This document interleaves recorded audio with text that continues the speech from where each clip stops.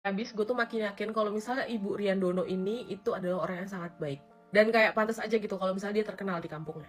Yang pertama menurut gue permasalahannya emang dari awal nih si keluarganya si Yesi itu nggak setuju kalau misalnya Yesi itu berpacaran dengan Rian. Tapi mungkin si Yesinya ini orangnya keras gitu ya sama keluarga, kayak maunya A ya udah harus A gitu. Jadi orang tuanya kayak ya udahlah nggak bisa juga gue menentang kan. Tapi yang paling gue sakit hatinya waktu gue denger itu adalah si emaknya Rian itu 4 kali loh ke rumahnya dan bawa orang-orang ke rumah, tapi kayak itu nggak dianggap sama keluarganya si Yesi. Terus habis itu permasalahan ketiga yang gue lihat adalah si Yesinya ini komunikasinya jelek banget. Komunikasi dia antara Rian dan juga komunikasi dia dengan keluarga dia. Terus permasalahan keempat nih ya, menurut gue si Yesi itu tuh belum tahu apa keinginan dia dan apa mau dia. Jadi kayak terombang-ambing gitu loh. Dan terombang-ambingnya pemikirannya Yesi ini sangat merugikan sih menurut gue, karena kayak dia tuh membatalkannya H-4 loh, dimana itu undangannya disebar, semua udah lunas, udah dibayar gitu-gitu. Ya mungkin Yesi ngerasa kayak, gue nggak rugi gitu ya, cuman paling ruginya malu atau kayak gimana gue nggak paham juga. Tapi kayak kalau dari keluarga Rian kan pasti keluar uang udah banyak untuk acara itu. Setelah nonton podcast itu, gue semakin paham kayak kenapa keluarganya Rian ini tuh sampai marah, sampai nggak mau satu frame. Dan kasus mereka menurut gue jadi pelajaran banget sih. Kayak lo kalau misalnya udah menikah, lo harus lebih dewasa, lebih terbuka lagi pemikiran lo. Kayak menikah itu antara dua keluarga, bukan cuma dengan perasaan lo doang. Dan lo harus tahu apa yang lo pengenin gitu. Terus yang terakhir, coba si Yesi itu, dia tuh kayaknya kalau misalnya ngomong dimanapun ya, kayaknya itu pengennya menjelekkan keluarganya Rian. Padahal menurut gue ya, keluarga Rian aja nih di setiap podcastnya, dia tuh sebisa mungkin tidak menjelekkan keluarganya si Yesi. Itu juga salah satu hal yang buruk sih menurut gue. Komen ya pendapat kalian di bawah. Assalamualaikum warahmatullahi wabarakatuh. Sekilas informasi yang akan Mimin bagikan. Klarifikasi Yesi, wanita yang batalkan nikah H3 karena mahar sertifikat rumah.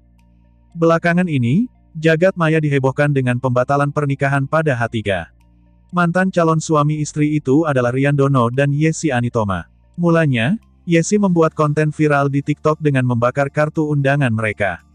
Menurut pengakuan Yesi, Riandono membatalkan pernikahan karena dijodohkan sang ibunda dengan wanita lain sehingga bukan ia yang berada di pelaminan. Namun, pengakuan berbeda diungkap oleh Rian. Ia melakukan klarifikasi dan mengungkap bahwa Yesi lah yang membatalkan pernikahan lantaran meminta mahar sertifikat rumah pada H3. Rian juga menggelar resepsi palsu untuk menutupi aib kedua pihak keluarga dengan saudaranya yang dijadikan mempelai wanita bohongan. Kalau untuk mengunggah itu sebenarnya karena memang sudah tidak ada kelanjutan lagi, sudah ada keputusan dari pihak mereka juga bahwa beliau sudah ada pengganti, tutur Yesi di kanal YouTube Trans TV Official. Meskipun Rian telah melakukan klarifikasi, ia tetap pada pendirian bahwa pernikahannya batal karena sang pria sudah dijodohkan. Yesi mengaku, ia membuat konten tentang batalnya pernikahan sebagai bentuk kesedihan.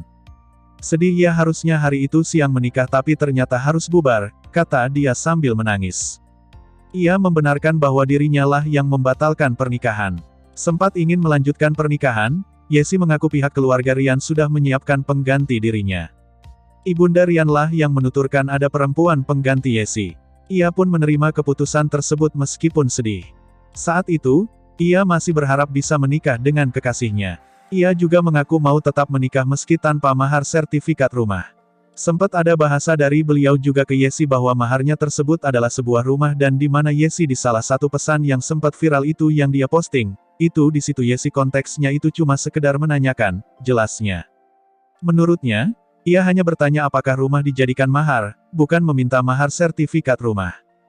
Setahu Yesi yang namanya mahar itu pasti harus tertulis disebutkan juga di ijab kabul.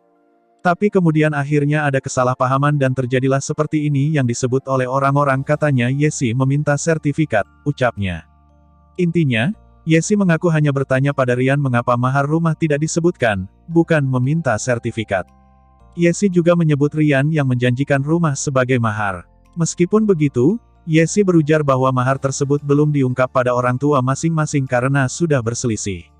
Sekian informasi yang bisa Mimin bagikan. Jika ada kesalahan kata Mimin mohon maaf.